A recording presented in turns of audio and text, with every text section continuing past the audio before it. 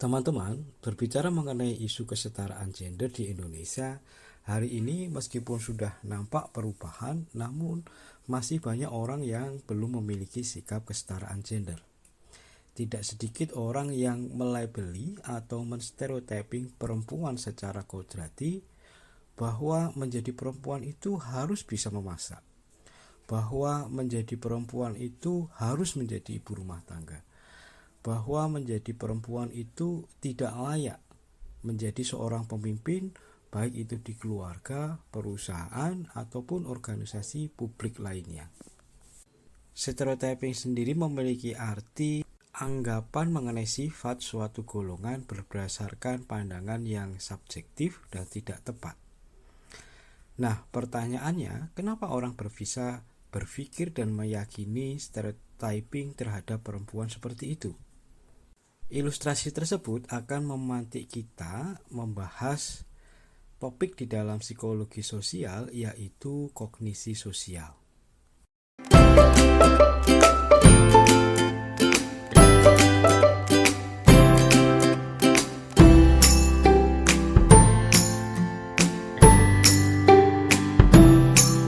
Teman-teman, apa sih yang dimaksud dengan kognisi sosial? Menurut para ahli, kognisi sosial dapat dimaknai sebagai sebuah cara bagaimana kita melakukan interpretasi, analisa, mengingat dan menggunakan informasi tentang dunia sosial. Ahli yang lain menyebut bahwa kognisi sosial itu merupakan bagaimana cara individu itu berpikir tentang dirinya dan lingkungan sosialnya. Bagaimana sosok individu menseleksi, menginterpretasikan, mengingat, dan menggunakan informasi sosial untuk membuat penilaian serta keputusan. Selanjutnya, teman-teman, pada prinsipnya manusia itu dianugerahi potensi kognitif yang terus berkembang sesuai dengan perkembangan zaman. Berbeda dengan makhluk lain, manusia memiliki kemampuan kognitif yang luar biasa. Nah, kemampuan berpikir kognitif ini berkembang melalui interaksinya dengan orang lain serta lingkungannya. Hasil dari proses berpikir yang terjadi selama berinteraksi dengan orang lain, baik di dalam keluarga, ketika bersekolah, dan ketika berada di lingkungan masyarakat, tempat di mana individu itu tinggal, pada akhirnya akan membentuk sebuah skema. Nah, skema kognitif ini akan mempengaruhi sikap dan perilaku individu tersebut.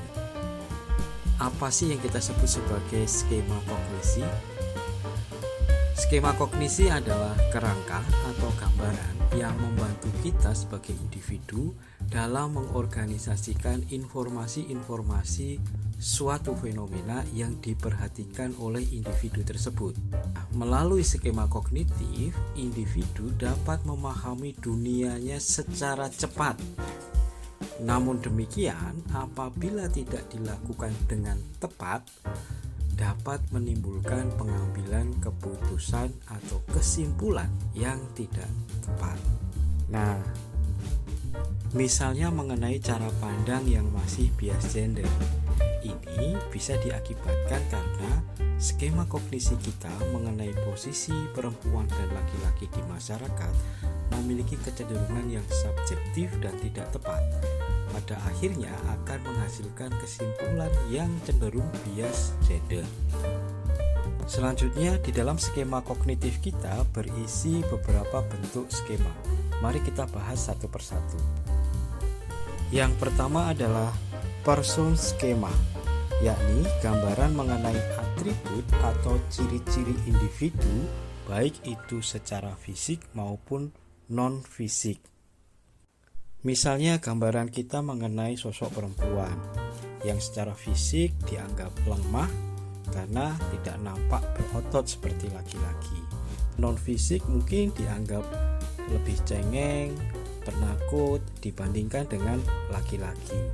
Namun, skema ini tidak selalu benar karena tidak semua perempuan itu penakut, cengeng, dan terlihat lemah.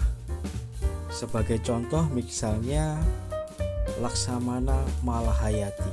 Kalau Anda kenal, beliau ini adalah seorang panglima perang Kesultanan Aceh yang dengan gagah berani mampu menaklukkan armada angkatan laut bangsa Portugis. Apakah Laksamana Malahayati ini adalah seorang penakut? Seorang yang lemah? Perempuan yang cengeng? Tentu tidak. Karena beliau ini adalah seorang pahlawan yang mampu mengusir penjajah dari tanah Aceh. Bentuk skema yang selanjutnya adalah role scheme, yakni berisi mengenai gambaran mengenai tugas dan peran individu-individu di sekeliling kita. Skema ini berkaitan dengan peran. Misalnya kalau kita melihat seorang pedagang, skema yang muncul mungkin sosok tersebut adalah orang yang selalu mencari untung dan orang yang kaya raya. Dalam konteks perempuan, di budaya tertentu menganggap perempuan ini adalah sebagai sosok konco wingking. Dengan kata lain, perempuan hanya diperankan untuk mengurusi urusan-urusan domestik rumah tangga saja. Nah, latar belakang budaya ini juga mempengaruhi skema kita di dalam memandang sosok perempuan. Jenis skema yang terakhir adalah event skema atau script, yakni berisi mengenai pengetahuan tentang peristiwa-peristiwa sosial yang dialami atau dilihat individu di dalam kesehariannya. Skema ini seperti sebuah naskah yang memiliki kronologi hubungan antar karakter. Misalnya ketika kita pergi makan malam di sebuah restoran, pertama-tama kita akan disambut oleh sosok seorang pramusaji. Lalu kemudian kita akan dipandu ke sebuah meja yang masih kosong. Di sana kita dapat memesan makanan atau minuman dan seterusnya dan seterusnya. Nah, skema ini yang akan memandu kita manakala di lain kesempatan kita mendapatkan undangan makan di sebuah restoran. Begitupun juga dalam isu kesetaraan gender, di mana event skema kita atau skrip kita mengenai perempuan yang berisi peristiwa-peristiwa di dalam keseharian kita dipenuhi kegiatan rumah tangga yang dilakukan oleh perempuan. Misalnya bangun tidur, lalu kemudian memasak, melayani suami, menyediakan kopi, memandikan anak, lalu setelah selesai membersihkan rumah, lalu kemudian memasak lagi untuk makan siang, dan di sore hari menyambut suaminya datang, memandikan anak, dan begitu seterusnya. Skema kognitif ini memiliki efek yang kuat yang mempengaruhi 3 proses mental dasar kita di dalam pengambilan keputusan maupun bersikap. Pertama adalah atensi. Atensi berkaitan dengan informasi yang kita perhatikan.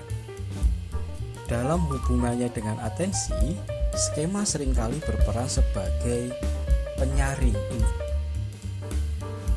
yang masuk ke dalam diri kita. Informasi yang konsisten dengan skema lebih diperhatikan dan lebih mungkin untuk masuk ke dalam kesadaran kita.